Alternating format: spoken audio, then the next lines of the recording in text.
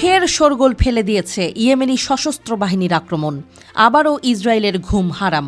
Palestine 2 hypersonic ক্ষেপণাস্ত্রের শক্তি দেখালো Iran সমর্থিত ইয়েমেনি সশস্ত্র বাহিনী। তেল আবিবের খুব কাছে অধিকৃত ইয়াফা অঞ্চলে দুটি গুরুত্বপূর্ণ ইসরায়েলি সামরিক লক্ষ্যবস্তুতে আঘাত হেনেছে প্যালেস্টাইন 2।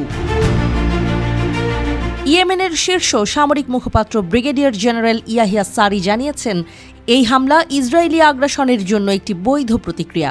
ইয়েমেনের প্রতি বিশ্বের দৃষ্টি আকর্ষণ করার জন্য এই আক্রমণটি ছিল একটি শক্তিশালী কৌশল।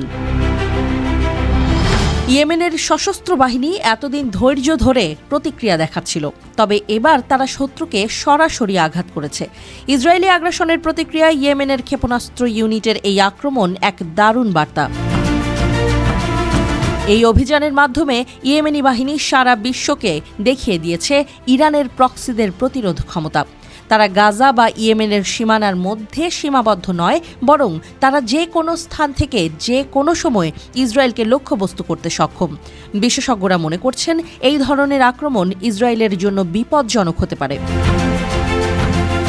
ইয়েমেনে বিমান হামলা চালিয়েছে ইসরায়েল। তারা দাবি করেছে তাদের বিমান বাহিনী ইয়েমেনের কৌশলগত লক্ষ্যবস্তুতে আক্রমণ চালিয়েছে, বিশেষ করে সানা এবং হোদেইদাহে। ইসরায়েলি মিডিয়া জানিয়েছে, এই হামলার অংশ হিসেবে তারা ইয়েমেনের পশ্চিম উপকূল এবং রাজধানী সানা লক্ষ্য করে কয়েক ডজন বিমান হামলা চালিয়েছে। তবে ইয়েমেনিরা এসব হামলাকে খুব বেশি গুরুত্ব দিতে প্রস্তুত নয়। তারা তাদের অভিযান চালিয়ে যাবে বলে স্পষ্ট জানিয়ে দিয়েছে।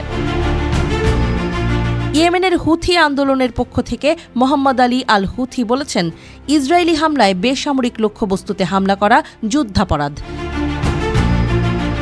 তার মতে, ইয়েমেনি জনগণ গাজার জন্য তাদের সহায়ক দায়িত্ব পালন থেকে পিছপা হবে না। এই ধরনের প্রতিক্রিয়া অন্য দেশগুলির জন্যও এক বড় শিক্ষা হতে পারে।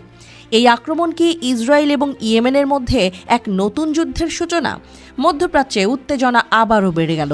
ইয়েমেনের শক্তি কি সত্যি ইসরায়েলের সমকক্ষ হতে পারবে? এদিকে স্থানীয় ইয়েমেনি মিডিয়া অনুযায়ী লোহিত সাগরে হুথি বিদ্রোহী এবং আমেরিকান যুদ্ধজাহাজের মধ্যে তীব্র সংঘর্ষ শুরু হয়েছে। কিছু প্রতিবেদনে বলা হয়েছে যে এই সংঘর্ষের সময় একটি মার্কিন বিমানবাহী রণতরী আক্রমণ করা হয়েছে। এই রণতরীটি হুথিদের বিরুদ্ধে অভিযান চালানোর জন্য ওই অঞ্চলে গিয়েছিল বলে অভিযোগ। তবে সরকারি সূত্রে এই দাবিগুলি এখনও নিশ্চিত করা যায়নি।